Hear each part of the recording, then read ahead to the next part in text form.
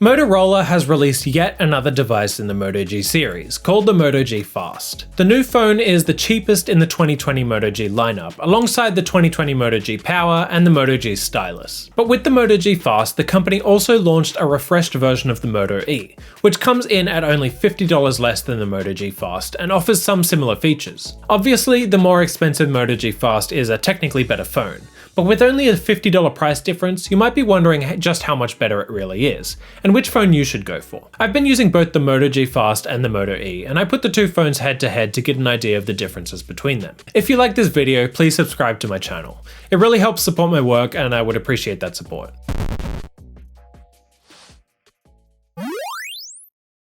The Moto G Fast and Moto E share many design elements, but they also have some major differences between them, and those differences make it clear why the Moto G Fast is a little more expensive. The Moto G Fast offers a 6.4-inch display, while the Moto E has a 6.2-inch display. Perhaps more important is the fact that the Moto G Fast has a hole punch cutout for the front-facing camera in the top left of the display, while the Moto E instead opts for a teardrop notch. The Moto E also seems to have slightly larger bezels around the display. As a result of the hole punch cutout, the Moto G Fast looks a little more modern than the Moto E. That said, the cutout is a little bigger than some might like, though it's still not too in the way, and you'll get used to it pretty quick. The back of the phones is a little different too, but they share some major similarities. Both devices offer Motorola's rear-mounted fingerprint sensor, along with a vertically aligned camera bump. On the back of the Moto G Fast, you'll get a triple lens camera, while the Moto E has a dual sensor camera. The colours are different too. The Moto G Fast is only available in pearl white, while the Moto E only comes in midnight blue. They both look good, but I honestly prefer the sleeker look of the Moto E's midnight blue. The sides of the phones are pretty similar too. Both offer a volume rocker and power button on the right, along with a headphone jack on the bottom. On the bottom, the Moto G Fast has a USB-C port. However, the Moto E unfortunately sticks with micro USB. I know the device is a budget phone, but in 2020, it's time for all phones to have USB-C. Both phones feel good in the hand, and while they're thicker than many flagship devices, they're still not overly big, nor are they too heavy. As mentioned, the size of the display is slightly different between the devices, but the actual quality is similar. Both of the phones offer a 720p resolution IPS display, and they both look fine for the price. That said, the Moto G Fast does seem to be able to get a decent amount brighter than the Moto E's display, and the result is that in direct sunlight, it may be difficult to see what you're doing on the Moto E. Still, the displays aren't the reason to buy either of these two phones. They're functional, and they'll get the job done, but they don't compare to more expensive phones. Both of these phones have decent speakers built into them, and they can both get relatively loud. Ultimately, I actually like the tuning of the speakers on the Moto E a little more, as they highlighted the higher frequencies a bit more, but the Moto G Fast speakers do seem to have a little more depth. It's really not worth buying either of these two phones just for the speakers. Here's a quick comparison of the speakers built into the Moto E and the Moto G Fast. Note that the audio quality will be different in real life considering my microphone, room, and your speakers, but at least you might be able to get an idea of the difference between the two phones.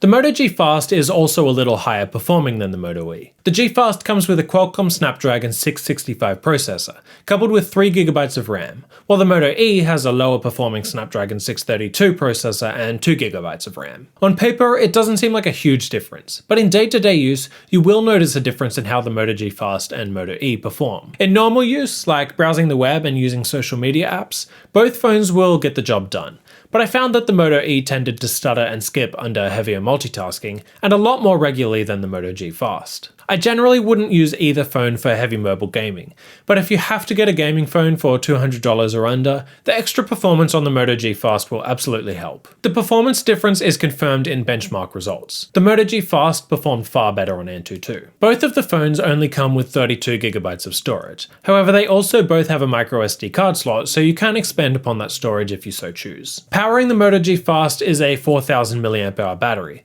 and I found that it easily got me through a full day of use, and even well into the next day. That's likely thanks to the 720p display and the slightly lower performing chip. The Moto E's battery is fine at 3550 mAh, and it will get you through a day of use, but it's not as good as the Moto G Fast's battery. In fact, in my battery test, which involves streaming a YouTube video at full brightness for 3 hours, the Moto E drained 41% of its battery, ending with 59%.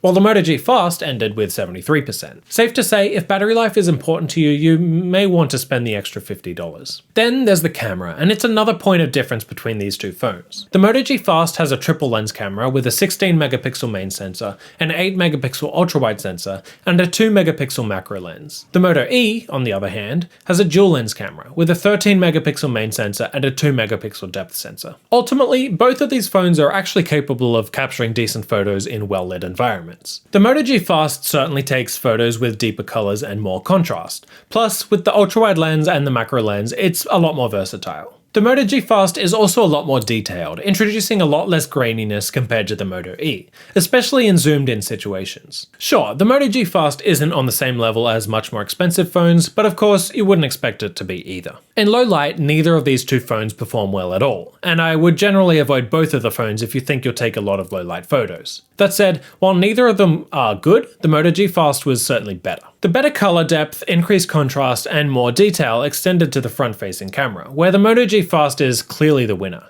Again, images aren't great, but they're tolerable. The phones perform slightly differently when it comes to video too. The Moto E only supports video at up to a resolution of 1080p, while the Moto G Fast supports up to 4K. The Moto G also seems to have better stabilization. Both of these phones offer similar software experiences, thanks to the fact that they come with a near-stock experience with only a few tweaks, like the addition of Moto Actions and the Moto Gaming tool. They're small tweaks, and overall both devices offer a clean and easy-to-understand experience, and you'll be happy with the software on both. A $50 difference may not seem like much, but when you're talking about phones this cheap, $50 represents a 33% price bump. Is the Moto G Fast worth that? Well, if you can afford it, I think so. The Moto G Fast is better in pretty much every way. Want a phone that will last through the day and into the next? Get the Moto G Fast. What about a device that offers a decent camera? Moto G Fast. How about a phone that will perform better for longer? The Moto G Fast is the way to go. The Moto E is a solid phone for $150 or under, and if that's your budget, then the Moto E is the way to go. But again, if you can swing the extra $50, you'll be much happier with the Moto G Fast. Thanks so much for watching this video, and again, please subscribe if it was helpful to you. My name is Christian, and I'll see you next time. See ya.